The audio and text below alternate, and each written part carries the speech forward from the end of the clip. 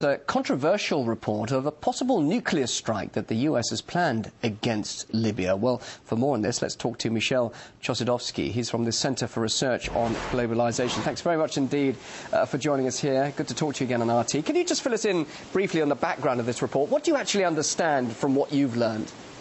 Well, I should give you a little bit of history. Back in 1997, upon the development of the B-61-11 tactical nuclear weapon, which is a bomb which approximately has a yield of two-thirds of a Hiroshima bomb, it was suggested by the Pentagon that this weapon should be used against Libya.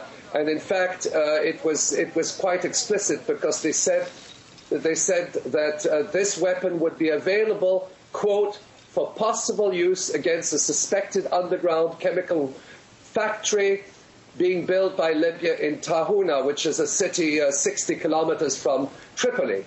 And then the actual man behind this diabolical project, whose name is Harold Palmer Smith Jr., he was Assistant Secretary of Defense during the Clinton administration, specializing in nuclear weapons, and he said in a press conference, and with the presence of Defense Secretary William Perry at the time, he said very explicitly that the Air Force could use the B-61-11 nuclear weapon against Libya's alleged underground weapons plant, etc. We could take it out of commission, and we can't do that with conventional weapons.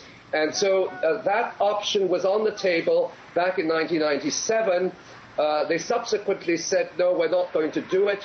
But if you look at U.S. military doctrine, particularly the Nuclear Posture Review formulated in 2001, it was very clear that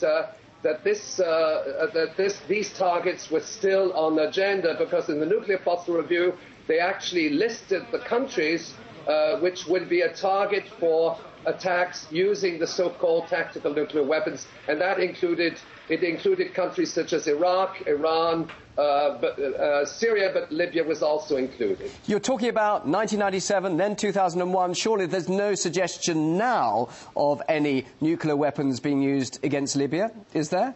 Well, let me say two things. When the use of nuclear weapons is always determined by nuclear doctrine, and the nuclear doctrine is the Nuclear Posture Review of 2001, as far as these preemptive nuclear weapons are concerned, preemptive nuclear attack, attacking a country using nuclear weapons, for defensive purposes.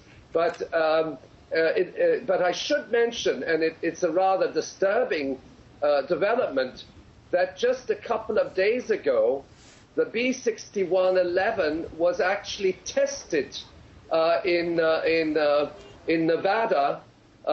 It was tested using the B-2 Spirit stealth aircraft, which is an aircraft that actually is being used under the Libya operation. It's these very sophisticated stealth heavy bomber, and that bomber is actually equipped to deliver tactical nuclear warheads. So this is a major consideration. I should mention that those tests took place, and the press release regarding these tests came out actually just yesterday. Okay, just finally, I know complete speculation, this is all based on what you've been learning and reading, but just finally, surely none of this would happen now, bearing in mind that Obama wants a nuclear-free world. What are we seeing at the moment? The nuclear arms reduction treaty between Russia and the US. This is surely impossible, people will be crying. This is nonsense. I've been looking into nuclear weapons for quite a number of years, and the so-called preemptive nuclear weapons. The so-called tactical nuclear weapons. Now, these tactical nuclear weapons, according to the U.S. military, backed by so-called scientific judgment, are safe for the surrounding civilian population, They are, in fact, heralded as a new generation of nuclear weapons, and they have been reclassified for use in the conventional war theater. Now, I'm not suggesting there's no evidence that that these weapons are being slated for use in Libya, but I'm a little bit disturbed by the fact that just this week we have a press release indicating that the B-2 Spirit aircraft was used in the testing of a proxy of the B-6111. These are very sophisticated tests. They take place in Nevada and so on. Now, the timing of these tests seem to be very, very, quite unusual. OK, Michel, we're going to have to leave it there. Thank you very much indeed for that. Many people will be very interested to hear what you have to say there. We could talk a lot longer on this, but sadly we're out of time. Michel Chossudovsky from the Centre for Research and Globalisation joining us there in Montreal. Thanks for your time. Thank you very much.